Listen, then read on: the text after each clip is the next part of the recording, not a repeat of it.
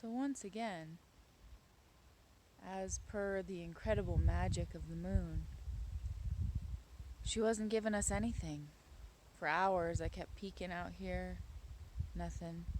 Nothing. I was resolved to just not have her in the scene with me. And there she is. She's come out to play. It's been a very, very stressful day. Excessively so, actually. We're just gonna dwell on her great beauty there for a moment. Doesn't translate as well in video as you would like it to. But there she is. She's come out. I'm praying to her. And the winds are very strange and intense. They smell beautifully, like hope. And balsam wood and sacred ceremony. And there's me. And there's her. I wore a little Moony shout out. Me and Miss Moony. It's the dark side of the moon hugging the crescent moon.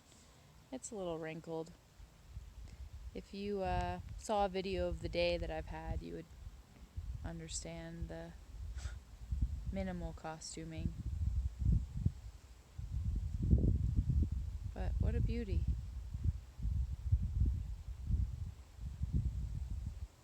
I don't know if you can hear the way the wind's talking to me.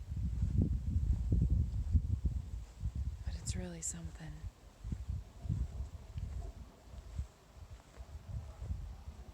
So I'm kind of just sitting out here praying to the moon. One of those moments I'm not really sure what else to do.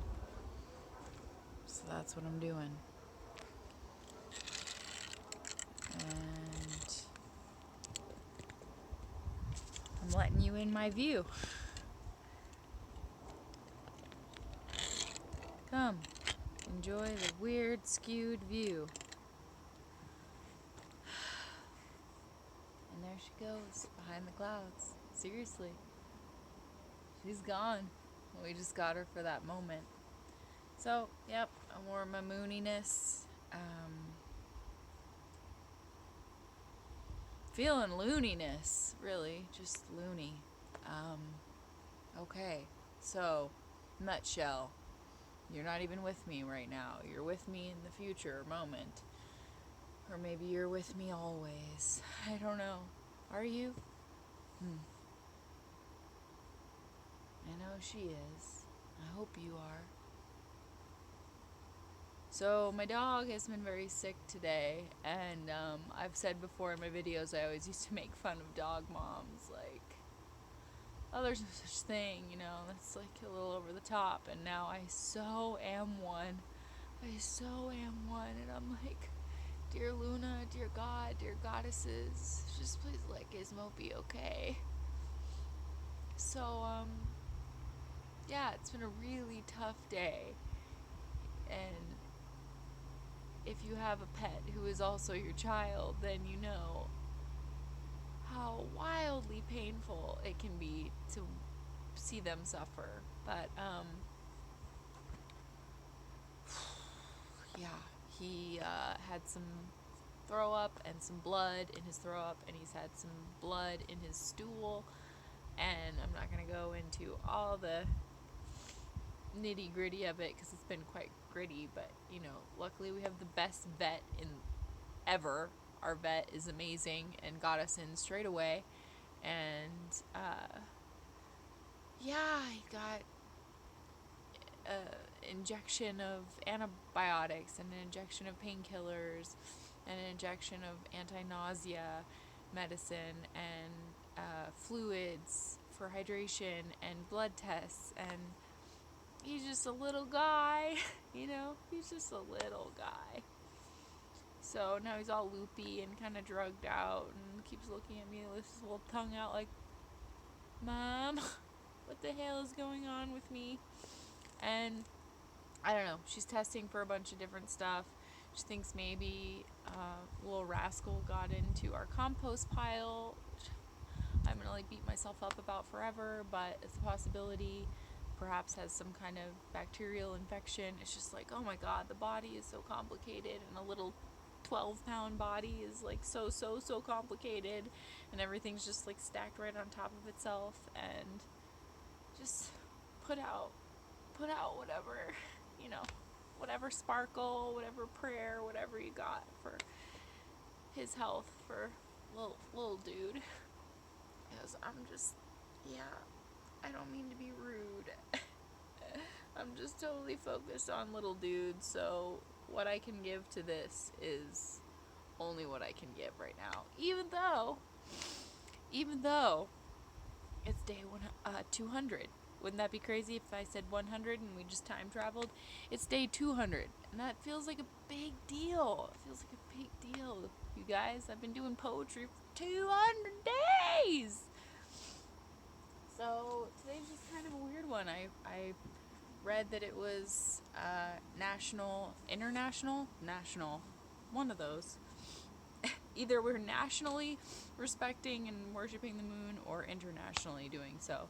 But it's National Moon Day. So I have a lot to say about the moon, obviously, and will continue to. Oh, the strangest breeze is blowing through here. Oh, it's the other thing. Crazy continual stress today. The Buckhorn and the Poudre Canyon are flooding, and like homes are washing away. I saw giant military Hummers with like emergency lights, and like, oh, it feels mighty intense. It feels really super duper intense. So please put out energy for that. Commencing, stopping, no more, stop. Just the earth seems so upset. And I feel like the moon right now is trying to tell me, like, just keep believing it's gonna be okay. Just keep believing it's gonna be okay. Just keep believing it's gonna be okay. Just keep believing it's gonna be okay. Those are the messages I'm getting. There's a lot of vocalization coming from her right now. So I just found some odd things related to the moon in my scribblings, and of course I picked two that are really indecipherable. You guys, really hard to read. Like, can you get a little visual on that Rorschach test? It's written in all different directions. And then the other one I'm reading you is like, hello, what even is this? Is it code? I don't know. Certainly it's code. But I'll attempt to read it. Because it's what I found for you for tonight, for this very hard day I've been having. So this one, these were both instances of dudes making me feel horrible about myself and tuning out my inner moon, and just embarrassed and awful, and clinging on to that awfulness, and not being able to regain that empowered brain that hides so frequently. So this first example was at acting school. I've done another weird poem about this guy who toyed with my head multiple ways till Sunday and beyond. Meteor shower poem about like luring me in, and then the next day being like, I was just fucking with you, and being engaged to one of my friends and I didn't know. So the same person who I was like woven to in a very strange way and always cared what he thought about me. We were never allowed to miss class, you know, unless you were this one particular handsome friend of mine. He could miss class. No one else could miss class. And my finger was bleeding kind of a lot. And I remember kind of raising my hand about it, and the teacher was like, busy, like, no. And I was so angry, and this person was just chiding me and was like, you look gross. He was always telling me, like, if I had a pimple, he'd be like, oh, there's a pimple. That's a bad one. Like, just always picking and chiding, and any insecurity he would rip at and make more intense. So anyway, this isn't moon blood, but it's finger blood. But it made me think of art that I've done with my moon blood, and how I convinced many of my sisters to do art with their moon blood. And that vagina workshop I have told you about, if you have watched those videos in LA, this vagina workshop, and this woman saying, like, when are they going to let us bleed the world's blood for them? Like, when will war just stop? We already make the blood sacrifice. Women do it all over the world. So it reminded me of all that, and like giving my power away and losing power for nothing, really. And I'll try to read this. It's literally written in every direction, but here we go. I think it starts with this one. Squeezed, teased, seized in a small jar of plastic parts. It's art, don't you know? Even if it bleeds, you can see that it won't change the face or shape of things. What are things anyway? Clone her, clone the copper in her body. Spin it on the concrete until she can't feel the city anymore. She could hear it squeezing. You can smell it in her insides. She's got plenty to spare. Find the fibers deep in her tissue. Take it out of her. She doesn't need it. Plenty left in the pinky, plenty in the toes. No one knows how to find her cells. Copy them and make one just like her, with blonde hair, bigger tits, clenched fists. Forget how to fight. And she fails this test again and again. Lonely little spurts, drips of deception, cellular centerfolds, righteous reception, unbridled revelry. I was just feeling kind of crazy, not being able to stop my finger blood and being made fun of. This next one's quite a bit more intense. But it's a spider, it's a spider, it's a fast-moving spider, it's a fast-moving spider, it's a fast-moving spider. It's a spider and you can see it on the page. Now it's gone and I don't know where it is. Okay. Yep. Oh, there it is. Hey there. Hey, could you go somewhere else? Thanks. It's to be expected. It's part of the territory out here. Just living wild out here, folks. Living wild. Okay, so this one's quite a bit more intense.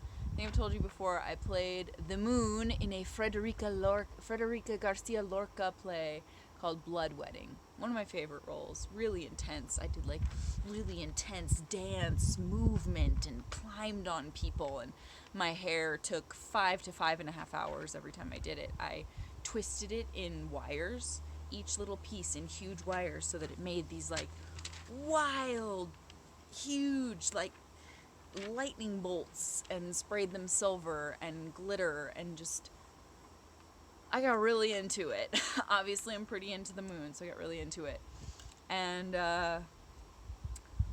what's my thing with like soundboard operators and lighting people? I don't know what my thing is. You work on a show and you get crushes. It's a thing that happens. So I do remember all the painful details of this. I'll only give you a few of them. But this is about a unflinchingly normal dude. I want to say boring, but I'll just say unflinchingly normal dude that I did the doo-wah diddy do with. Right. And I had to do all the work. Often the case through most of my life. I had to do all the work. Built the flirtation through the whole course of the show. Made the move like, hey, let's hang out tonight. And some friend was at his apartment when we got there, or he lived in a house, whatever, who cares.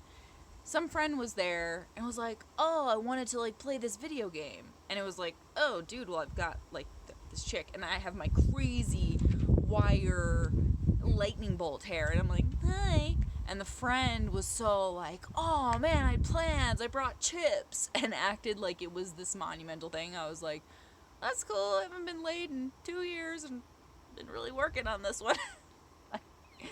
Like, made me feel so guilty. And then the dude just acted super weird the rest of the night. Like, I had kind of fucked up this gaming night, and he kind of went along with it. And I wasn't trying to be dramatic, as, you know, I'm often told that I am. But I needed to, like, wash off the moon and, like, get the moon out of my hair. Like, you can't, like, it was literal wires, huge, pointy, jabby, stabby wires, right?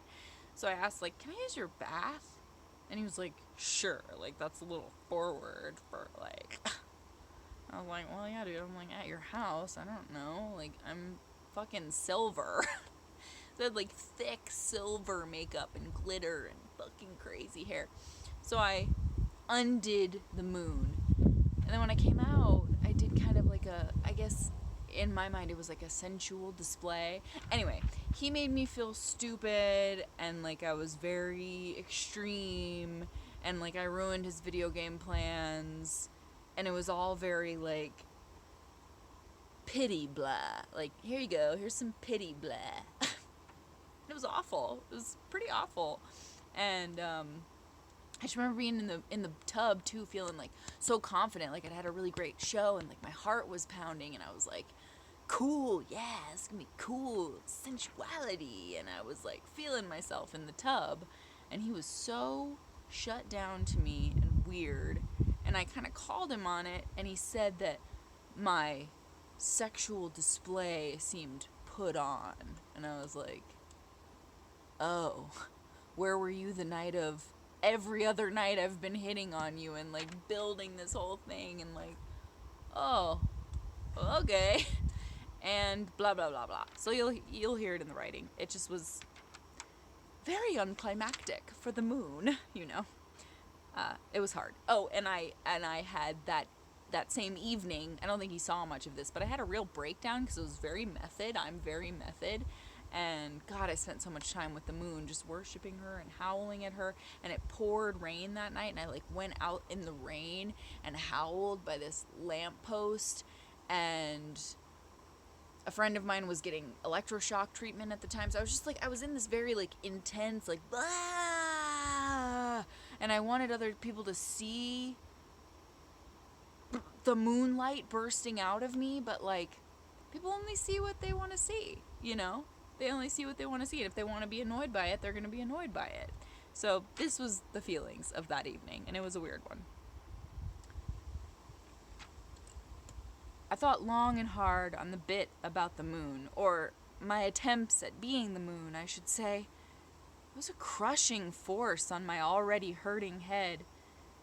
I felt like a vain imbecile, really, because the motivation was simple. I wanted you all to see what I felt, trying to be her. But how could you?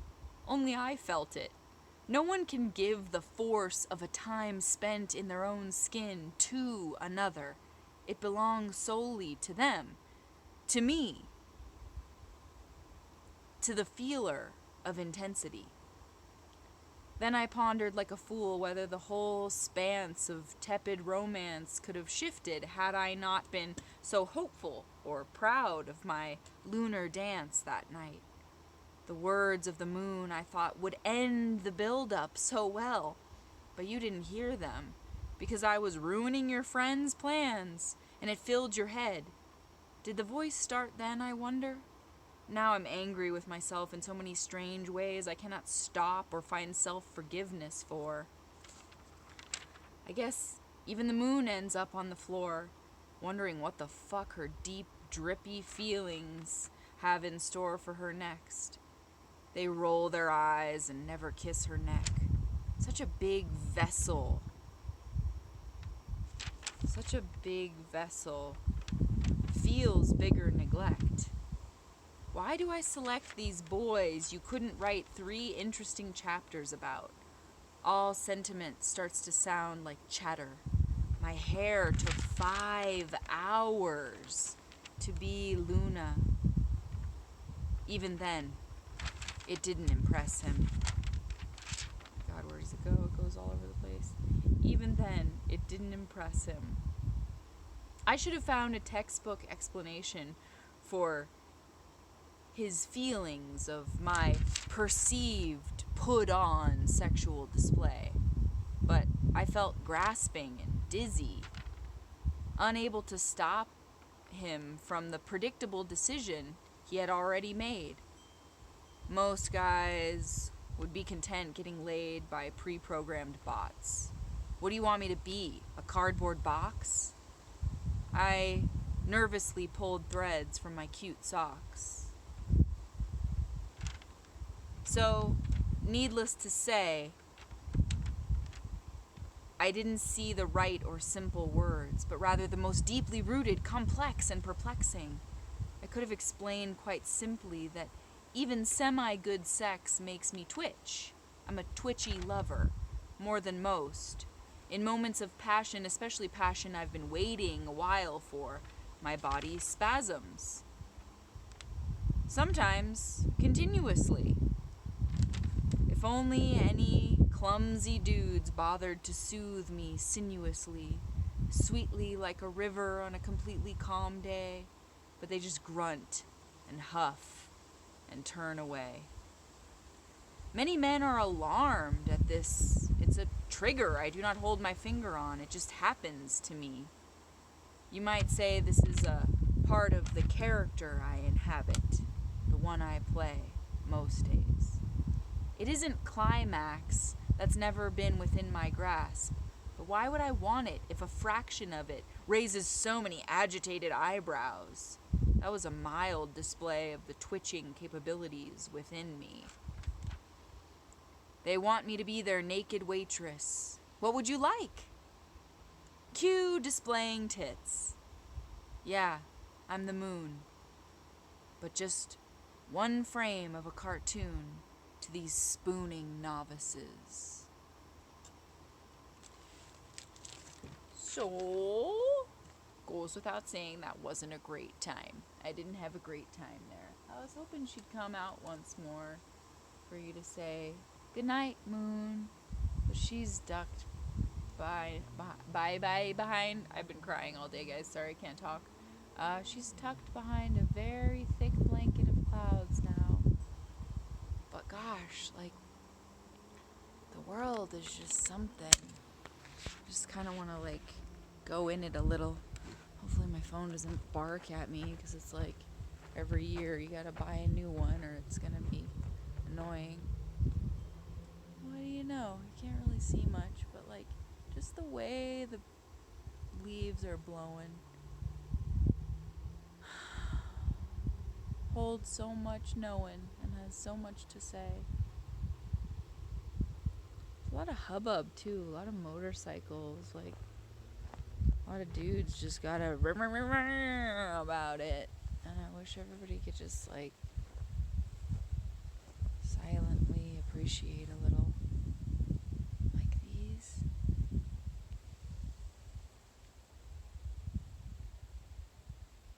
I'm just trying to give you a little bit of a feel for it. It's definitely got a very, very unique feel to things this evening. Just this gentle sway, but yet I know very non-gentle things are happening. It smells amazing. And it welcomes my praying. But it's also saying, I'm disappointed in what's happening down there. It is a beautiful, sweet kind of air, though. Thanks for sharing it with me and letting me traipse through some extreme vulnerability of the past. We'll see what the 200s have, right? Here we are. Okay. Send some love to the Buckhorn and the Poudre Canyon and to all people aching on Earth. There's so much aching. And to Gizmo, would you please? I love when the breeze responds. Thank you, breeze. Okay, that's what we have. Make sure you appreciate Luna's glimmer out there. And prepare for more poetry tomorrow. Ooh.